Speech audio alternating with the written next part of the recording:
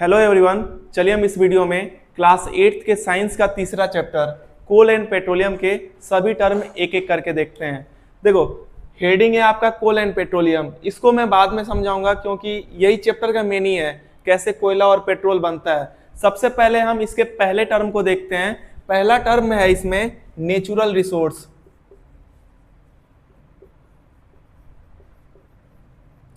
Natural resource किसे बोलेंगे? ऐसे रिसोर्स जो हमें नेचर के द्वारा पाए जाते हैं। ऐसे रिसोर्स जो हम नेचर के द्वारा पाते हैं उसे हम क्या बोलेंगे? Natural resource. जैसे में आपका हम लोग हवा, पानी, कोयला, कोल, पेट्रोल, ये सब क्या है? हम नेचर के द्वारा पाए हैं ना। तो ये ऐसे रिसोर्स जो हम नेचर के द्वारा पाए हैं हम उसे क्या बोलते हैं? Natural resource. अब देखो, नेचुरल रिसोर्स जो है आपका बेसिकली दो तरीके का होता है। एक होता है इन एक्स हॉस्टिबल नेचुरल रिसोर्स और दूसरा होता है एक्स हॉस्टिबल नेचुरल रिसोर्स। देखो, मैं इस टर्म का मीनिंग समझा दे रहा हूं, आप अपने से बना के लिख सकते हो। इन एक्सहॉस्टिबल नेचुरल रिसोर्स वो रिसोर्स होते हैं जो कि अनलिमिटेड क्वांटिटी में है, मतलब जिसको आप जितना भी यूज करो कभी भी खत्म हो नहीं सकता है। जैसे सनलाइट देखे हो, सनलाइट आप कितना भी उसका सोलर एनर्जी बना लो, उससे सोलर से आप इलेक्ट्रिसिटी पैदा कर लो, सन की लाइट कभी खत्म थोड़ा ना होगी। तो आपका क्या हो जाएगा? इनएक्सहॉस्टिबल नेचुरल रिसोर्स। आपका पानी है, पृथ्वी पे 2/3 पानी है ना, तो वाटर आपका भले से गंदा हो जाएगा, पॉल्यूटेड कर दोगे, हम एक फॉर्म से दूसरे फॉर्म में चेंज हो जाता है, लेकिन ये कभी खत्म नहीं हो सकता है। एयर, एटमॉस्फेयर में एयर है, ये कभी फिनिश ही नहीं हो सकता है। ऐसी चीज जिसको बार बार आप यूज करोगे और वो फिनिश नहीं होगा उसे हम क्या बोलते हैं? इनएक्सहॉस्टिबल नेचुरल रिसोर्स। ये अनलिमिटेड क्वांटिटी में पाया जाता है, जैसे एयर, वाटर, सनलाइट और बहुत सारे चीज हैं। दूसरी चीज, ऐसी चीज जो कि लिमिटेड मात्रा में है। क्या है? Limited quantity. मतलब अगर आप इसका ज्यादा यूज करोगे तो ये फिनिश हो जाएगी, खत्म हो जाएगी, उसे हम क्या बोलेंगे? एक्सहॉस्टिबल नेचुरल रिसोर्स। जैसे कोयले की खदान, पेट्रोलियम, ये लिमिटेड मात्रा में है। नीचे स्टॉक रिजर्व है, आप इसको यूज करोगे और ज्यादा यूज करोगे तो एक दिन ऐसा आएगा कि वो क्या हो जाएंगे? खत्म हो जाएंगे। वैसे रिसोर्स को हम क्या बोलते हैं? एक्सहॉस्टिबल नेचुरल रिसोर्स। इनएक्सहॉस्टिबल आपका यूज करोगे खत्म नहीं होगा, एक्सहॉस्टिबल आप यूज करोगे खत्म हो जाएगा। इसमें पानी, सनलाइट, वाटर हो गया, और इसमें आपका क्या हो गया? कोल, पेट्रोलियम और जो आपके फॉसिल फ्यूल होते हैं वो होते हैं। देखो, एक चीज होता है आपका फॉसिल फ्यूल, इसमें आएगा। जैसे फॉसिल फ्यूल आपका क्या हो जाएगा? एक्सहॉस्टिबल नेचुरल रिसोर्स। फॉसिल फ्यूल्स अभी मैं बताऊंगा, जैसे जब कोल और पेट्रोलियम की फॉर्मेशन बताऊंगा। आप बस इसको ये देख लो, जो भी डेड एनिमल होते हैं, प्लांट और एनिमल जब डेड एंड डीके होके जब वहां से फ्यूल निकलता है वही क्या होता है? Fossil fuel. इसकी स्टोरी हम कंप्लीट समझेंगे कि कैसे हम प्लांट और एनिमल से हम एनर्जी पाते हैं, कैसे हम उस रिसोर्स से हम फ्यूल पाते हैं, वो हम बाद में पढ़ेंगे। आप ये समझिए अभी कि प्लांट और एनिमल के डेड और डीके मटेरियल से क्या बनता है? फॉसिल फ्यूल बनता है। क्या बनता है? Fossil fuel. नोट कीजिए इसको। देखो, हम देख रहे हैं, पहले हम समझेंगे कि कोल और पेट्रोल कैसे बनता है। आप जानते हो कि जैसे अर्थ है ना, अर्थ में 3 लेयर होता है। बाहर वाली लेयर को क्रस्ट बोलते हैं, उसके अंदर वाली को मेंटल, और उसके अंदर वाले में क्या होता है? कोर। क्या होता है? कोर। कोर में बेसिकली आग है, धधकता हुआ क्या है? आग है। अंदर क्या है? उबलता हुआ आग है, पूरा आग का मटेरियल है। अब एक चीज आप जानते होगे, वोल्केनो। वोल्केनो जानते हो ना? जैसे पृथ्वी जो है, पृथ्वी जो ऐसे जब फैलती है, जब बीच में गैप आता है, तो इसमें से आग का एकदम धधकता हुआ आग का गोला आता है कि नहीं? आग चारों तरफ से निकलता है और पृथ्वी के सतह पे आता है। तो वो आग कहां से आता है? वो कोर है ना, इसी कोर में से जब बीच में से ऐसे पृथ्वी के नीचे प्लेट होती है, जब वो प्लेट दूर जाती है, गैप होगा, तो ये आग ऐसे निकलेगा और बाहर की तरफ क्या होता है, फैलता है। जब ये अंदर जो है धधकते हुए आग को हम मैग्मा बोलते हैं, क्या बोलते हैं, मैग्मा। अब जब यही मैग्मा पृथ्वी के सतह पे आ जाता है उसे हम लावा बोलते हैं, क्या बोलते हैं, लावा। बेसिकली मैग्मा आता है और हर जगह क्या हो जाता है, फैल जाता है, फिर वो लावा आपका क्या हो जाता है, सूख जाता है। ये तो हम अर्थ के कंपोजिशन को जान गए। 3 लेयर होती है, क्रस्ट, मेंटल, कोर। अंदर वाले में क्या है, आग, धधकता हुआ क्या है, आग है। जब इसमें से निकलेगा तो वो पृथ्वी के सतह पे आके फैल जाता है, अर्थ के सरफेस पे आके क्या होता है, फैल जाता है। अब देखो, माना जाता है कि मिलियन ईयर एगो, मान लो कि करोड़ों साल पहले, 2 करोड़ साल पहले, 3 करोड़ साल पहले पृथ्वी होगी, अर्थ होगा ना। हाँ, जैसे मान लो कि आज प्लांट हैं और एनिमल में, हम लोग भी तो एनिमल में ही आएंगे, प्लांट और एनिमल है, तो माना जाता होगा, माना जा रहा है कि आज से 2 करोड़ 3 करोड़ साल पहले, या मान लो कि 100 लाख साल, 200 लाख साल पहले, कई लाखों साल पहले माना जाता है कि पृथ्वी पे एक जगह क्या होंगे, प्लांट होंगे, क्या होंगे, प्लांट, और एक जगह क्या होंगे, एनिमल। एनिमल में आपका इस प्लांट पे भी एनिमल होंगे, कोई जानवर होंगे, या फिर समुद्र में, जैसे इस समय देखो ना वेल मछली कितनी बड़ी होती है, समुद्र में मछलियां होंगी, समुद्र में जो मछलियां होते हैं उसे मैराइन बोलते हैं, मैराइन एनिमल, मैराइन फिश बोलेंगे ना, समुद्री मछली को क्या बोलेंगे, मैराइन फिश।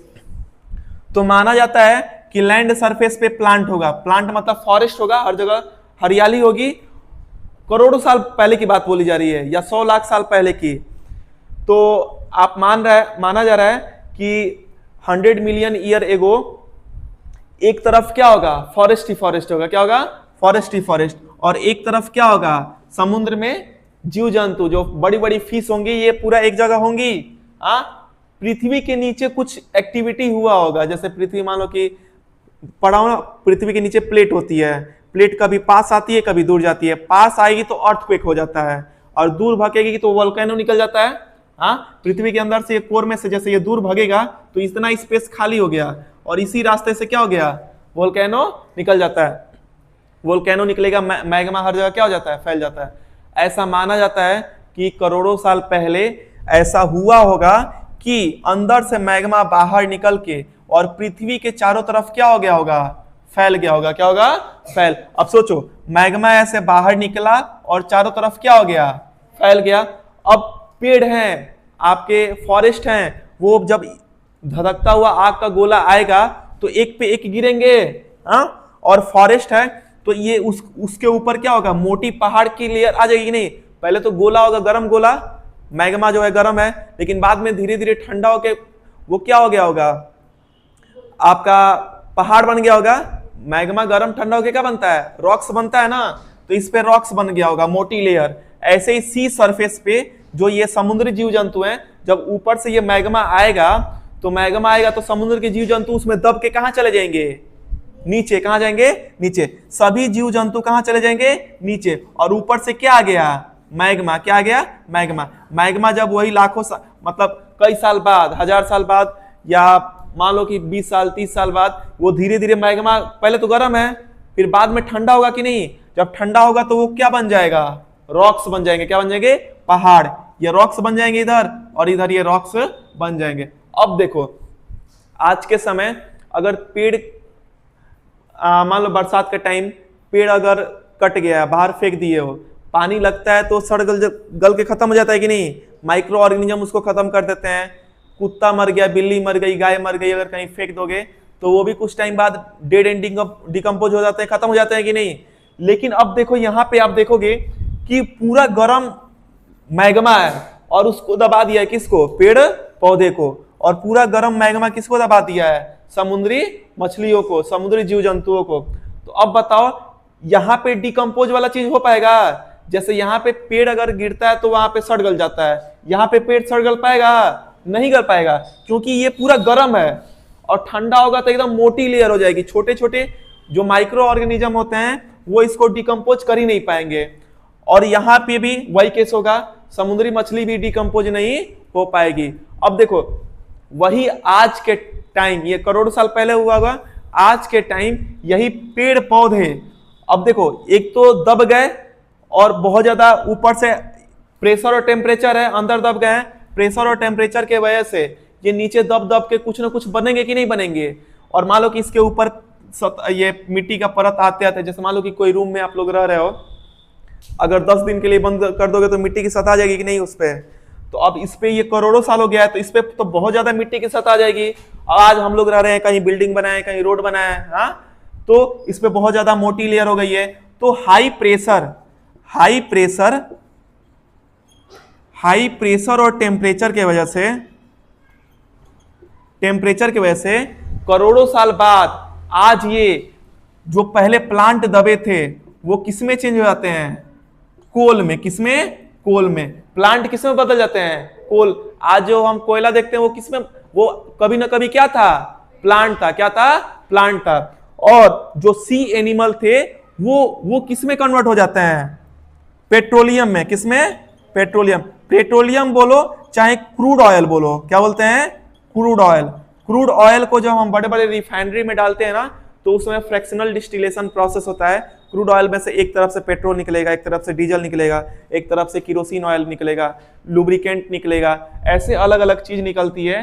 तो आप पढ़े हो कि देखो, मैं कई जैसे बोल रहा हूं, कभी करोड़ों बोल रहा हूं, कभी 100 साल बोल रहा हूं, कभी मिलियन ईयर एगो बोल रहा हूं। मिलियन ईयर आपका अंग्रेजों वाला भाषा है, मिलियन बिलियन उसमें पढ़ते हो ना। इंडियन वाला करोड़ हो गया, या फिर 100 लाख बोल सकते हो।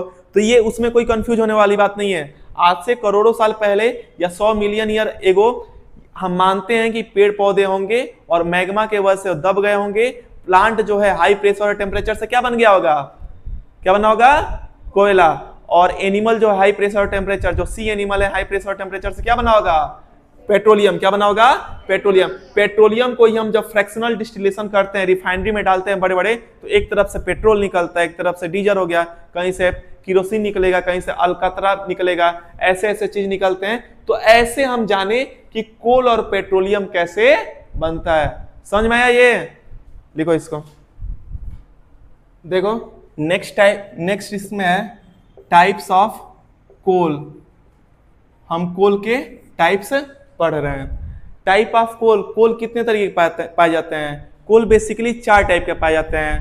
पहला है पीट, दूसरा है लिग्नाइट, तीसरा है बिटुमिनस,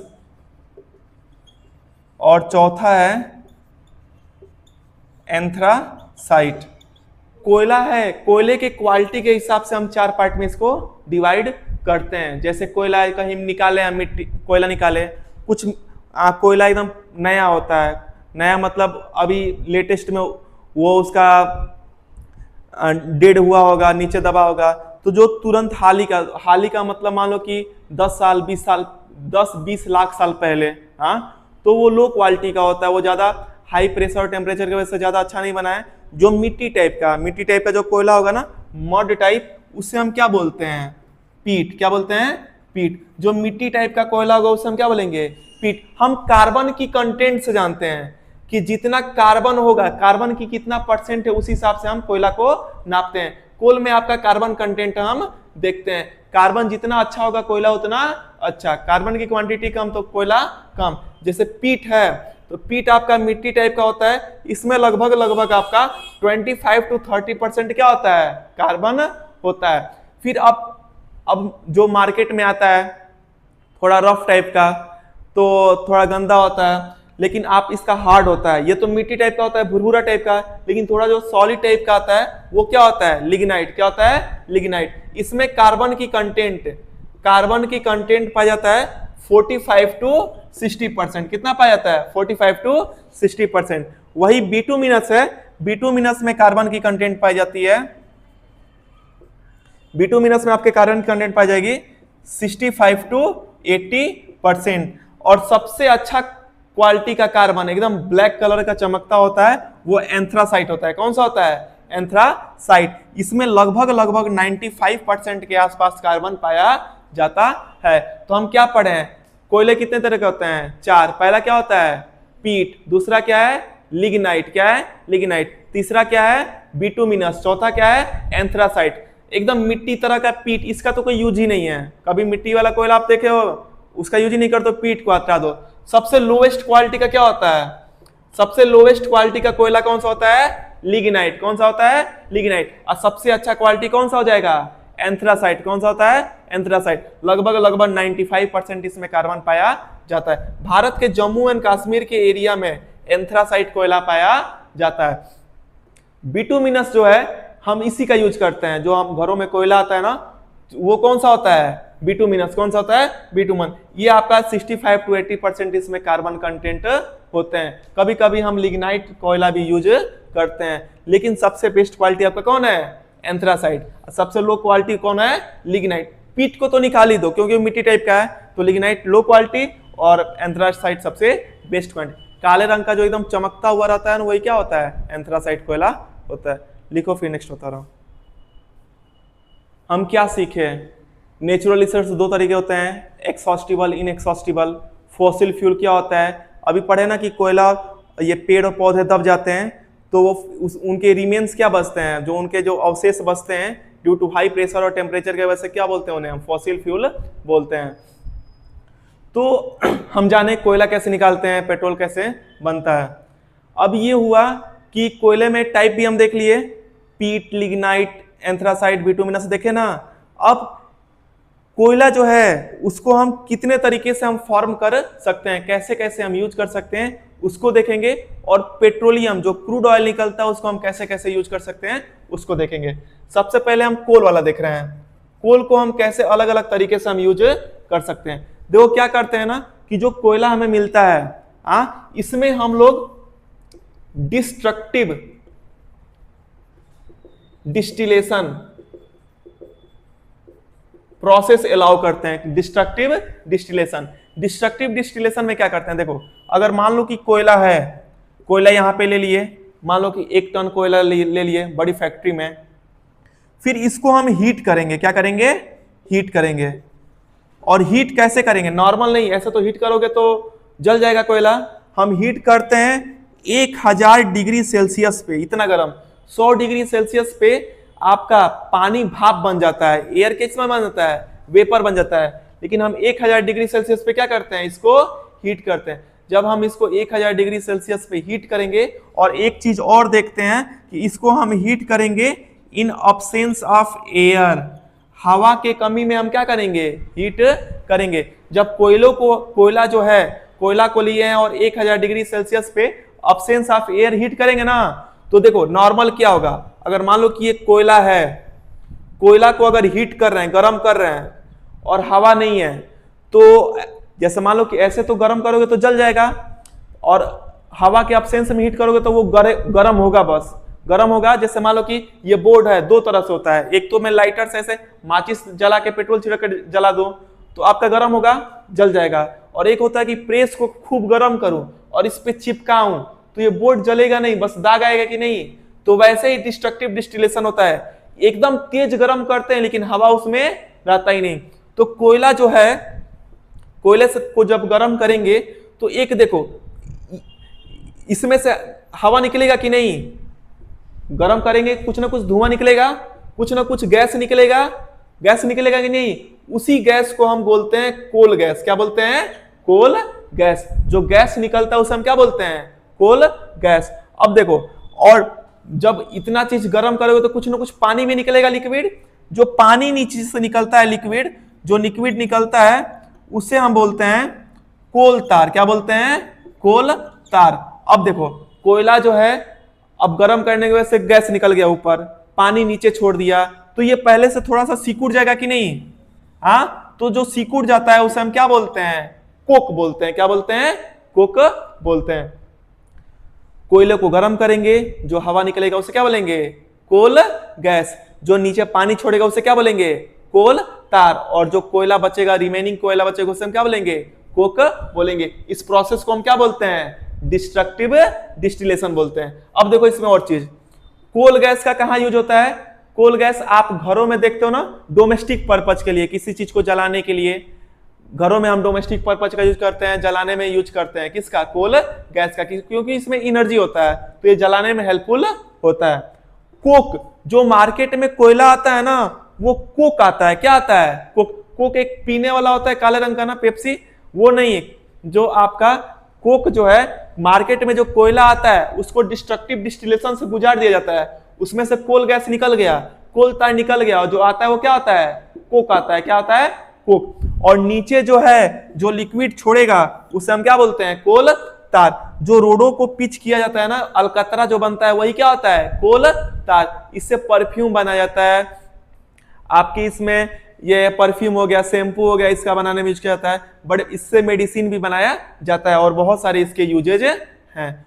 ये हो गया आपका डिस्ट्रक्टिव डिस्टिलेशन, ये कोल के लिए हुआ। अभी मैं बता रहा हूं कि पेट्रोलियम जो क्रूड ऑयल निकलता है उससे हम कैसे फ्रैक्शनल डिस्टिलेशन करते हैं। नोट कीजिए इसको। देखिए इसमें नेक्स्ट है फ्रैक्शनल डिस्टिलेशन। फ्रैक्शनल डिस्टिलेशन क्या होता है? जैसे कोयले को हम लोग जाने कि कैसे हम डिस्ट्रक्टिव डिस्टिलेशन से कोक पाते हैं, उसमें से कोल तार पाते हैं, कोल गैस पाते हैं। फ्रैक्शनल डिस्टिलेशन देखिए, अगर हम क्रूड ऑयल, मैं पहले पढ़ा चुका हूं ना कि कोल और पेट्रोलियम, जब हम पेट्रोलियम निकालते हैं सी के रिमेन्स से, उसे हम क्या बोलते हैं? क्रूड ऑयल या पेट्रोलियम बोलते हैं। जब हम क्रूड ऑयल डालेंगे ऐसे और फर्नेस, एक गरम धधकती हुई भट्टी में डालते हैं ऐसे, फिर इसको पास कराते हैं तो ये अलग अलग फ्रेगमेंट में क्या होता है? डिवाइड होता है। रिफाइनरी में डालते हैं तो अलग अलग फ्रेगमेंट में डिवाइड होता है। जैसे जब इसको हीट करेंगे तो 150 डिग्री सेल्सियस पर गैसोलीन, जो आपका मोबिल आता है ना, मोबिल डाला जाता है गाड़ी में, वो आता है। 200 डिग्री सेल्सियस पे केरोसिन निकलता है, 300 डिग्री सेल्सियस पे डीजल निकलता है, और 370 डिग्री सेल्सियस पे फ्यूल ऑयल निकलता है। और ऐसे ही हम साइड से पाइप निकाल के इसको कर देते हैं। क्रूड ऑयल को जब हम रिफाइनिंग में डालते हैं तो अलग अलग फ्रैक्शन में अलग अलग चीजें निकलती है। पेट्रोलियम प्रोडक्ट जो क्रूड ऑयल से हम कोल, पेट्रोल, डीजल, केरोसिन ऑयल वगैरह वगैरह चीज पाते हैं। इसी प्रोसेस को हम फ्रैक्शनल डिस्टिलेशन बोलते हैं। देखिए नेक्स्ट है इसमें नेचुरल गैस। नेचुरल गैस में मेनली क्या होता है? मीथेन होता है। क्या होता है? मीथेन। नेचुरल गैस को हम लोग कैसे डिफाइन करते हैं? जैसे मैं बताया था आपको कि जैसे जब मैग्मा निकला था तो आपका जो समुद्र में मेराइन एनिमल्स थे उनके ऊपर जाके गिरा, तो वो जब प्रेशर में आया, हाई प्रेशर और टेम्परेचर के वजह से क्रूड ऑयल बने ना, तो कहीं ना कहीं उसमें देखोगे कहीं ना कहीं वो मेराइन एनिमल है, कहीं ना कहीं गैस निकाले होंगे।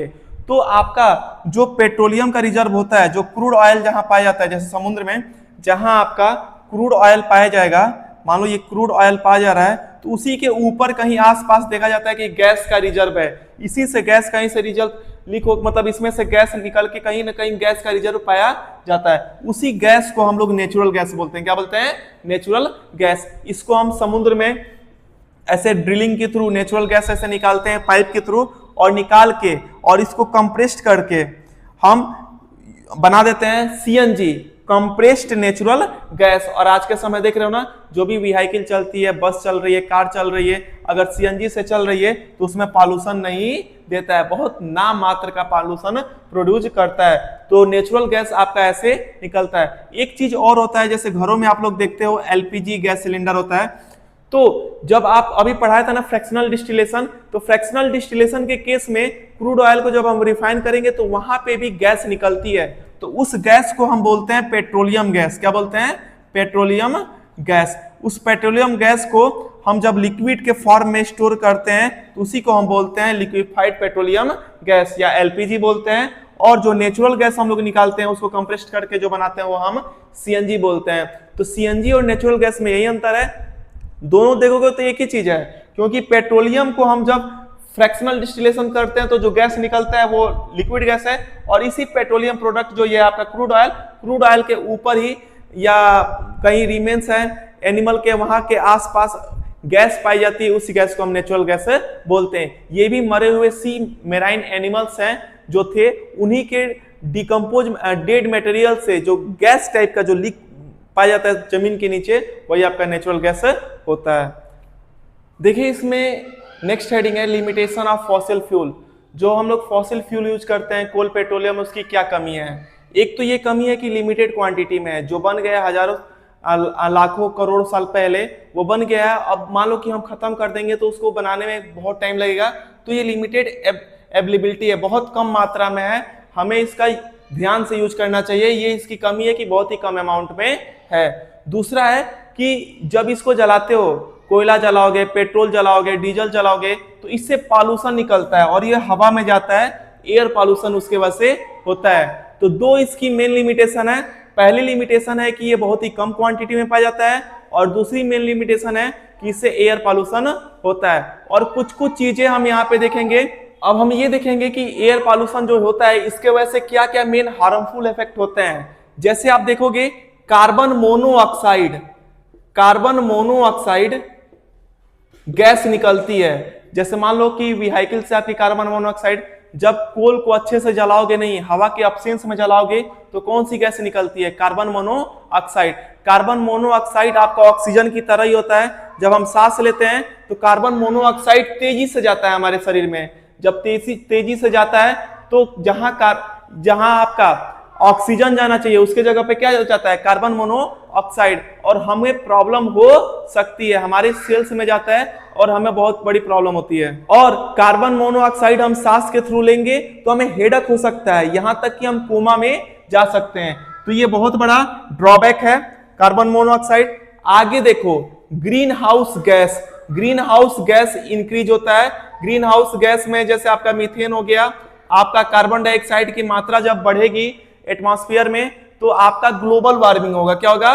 ग्लोबल वार्मिंग होगा। ग्लोबल वार्मिंग होगी, कार्बन डाइऑक्साइड की मात्रा बढ़ेगी तो ग्लेशियर जो है पिघलना चालू करेंगे। जब ग्लेशियर पिघलेंगे तो आपका जो सी लेवल है वो ऊपर आएगा। तो समुद्र के किनारे जो भी शहर बसे हैं, जैसे मुंबई है ना, ऐसे ऐसे शहर आपके पानी में डूब जाएंगे। तो ये आपका प्रॉब्लम है ग्रीन हाउस गैस वाला। जब व्हीकल चलते हैं तो सल्फर डाइऑक्साइड और नाइट्रोजन डाइऑक्साइड निकालती है। जब देखो ये जाके ऊपर स्टोर हो जाएगा। जब बारिश की पानी ऊपर से आती है तो पानी में क्या होता है? वाटर, H2 होता है। जब ये वाटर मिलता है SO2 से तो सल्फ्यूरिक एसिड बनाता है H2SO4। और वही जब वाटर आपका मिलता है NO2 से तो आपका नाइट्रिक एसिड बनाता है NOHNO3। तो आप देखोगे कि एसिड बन जाता है, सल्फ्यूरिक एसिड या नाइट्रिक एसिड। और जब बारिश का पानी हमारे शरीर पे गिरेगा तो हमारे यहाँ पे खुजली भी हो सकती है, हमारी स्किन को डैमेज कर सकता है। वही जो बारिश का पानी अगर पौधे पे जाता है तो पौधे को डैमेज करता है। आप सुने होंगे ना कि ताजमहल का रंग पीला हो रहा था। पीला क्यों हो रहा था? क्योंकि उस पे एसिड रेन की मात्रा जा रही थी। तो ये भी जो है सल्फर डाइऑक्साइड, नाइट्रोजन डाइऑक्साइड आप किसके वजह से होता है? फॉसिल फ्यूल के जलने के वजह से, एयर पॉल्यूशन के वजह से होता है। सूट पार्टिकल क्या होता है? जैसे इनकम्प्लीट कंबस्टन होता है, जब अच्छे से चीजें जलेगी नहीं तो हवा में हल्की हल्की पार्टिकल निकलेगी।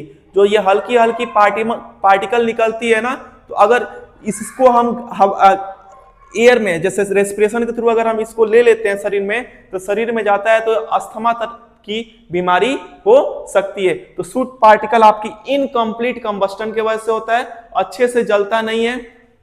अगर अच्छे से जलेगा नहीं तो आपका जैसे कोयला जला है, अच्छे से जला नहीं तो कुछ सॉलिड पार्टिकल हवा में निकलेगी और वही सॉलिड पार्टिकल जो है जब हवा में निकलेगी और उसको हम एयर के थ्रू ले लेंगे तो वो आपका अस्थमा के जैसे बीमारी कर सकता है। तो चार मेन एयर पॉल्यूटेंट देखे हो, carbon monoxide, green house gas, sulphur die nitrogen oxide, suit particle. इसके बाद हम इसमें लास्ट टॉपिक देखेंगे।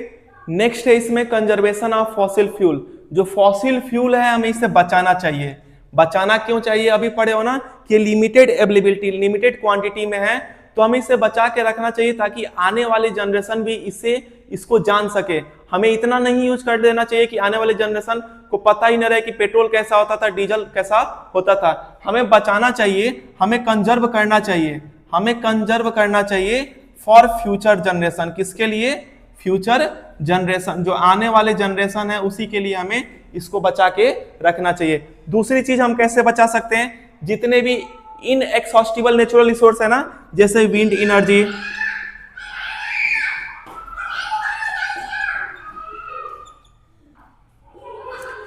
Energy, solar energy. इस समय देख रहे हो ना कि सोलर पैनल से कितने अच्छे से हम लोग इलेक्ट्रिसिटी प्रोड्यूस कर रहे हैं, घरों में यूज कर रहे हैं। आज समय सोलर से आपकी बैटरी चार्ज हो जा रही है और बैटरी से व्हीकल भी चल रही है, इलेक्ट्रिक व्हीकल चल रही है। तो हम ऐसे ऐसे करके और फॉसिल फ्यूल का यूज बता सकते हैं। ये था इस चैप्टर के सभी टर्म का एक्सप्लेनेशन। मिलते हैं हम आपसे नेक्स्ट चैप्टर में।